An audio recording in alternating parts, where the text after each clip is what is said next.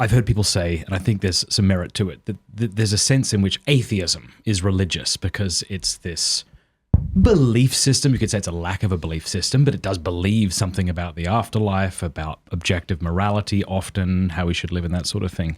But if it's not appropriate to call atheism a religion, I think the more I've read, it is appropriate to call feminism a religion, especially with all this involvement with tarot cards and spiritualism and all this sort of stuff.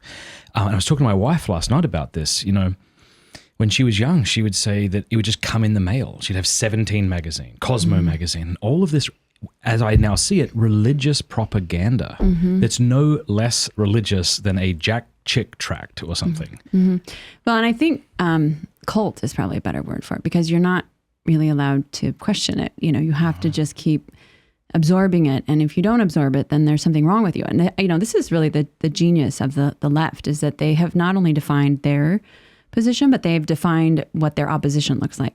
So it's the doormat. It's that, you know, I mean, every time there's some sort of, you know, abortion ruling, who's there? The red bonnets and the red robes. I mean, this is how they've made it look. The Stepford wife, you know, like anyone who has any kind of pushback against it must be a fanatic or crazy or part of a cult or, you know, fertility cult or whatever. But in fact, the reality is they're the cult because they have made it such an enclosed system. They've been so effective in the propaganda all across the board. You know, if you look at fashion, politics, Hollywood, daytime television, you know, all of these things, book publishing and academia, it's the exact same message that's, you know, it's on this loop. They just keep repeating it over and over again.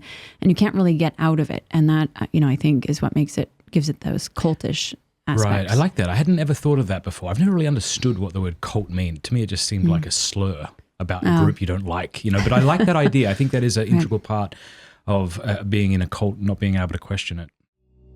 Hey, thank you so much for watching. Before you go, do us a favor, leave a comment, let us know what you thought of the video, like, and subscribe.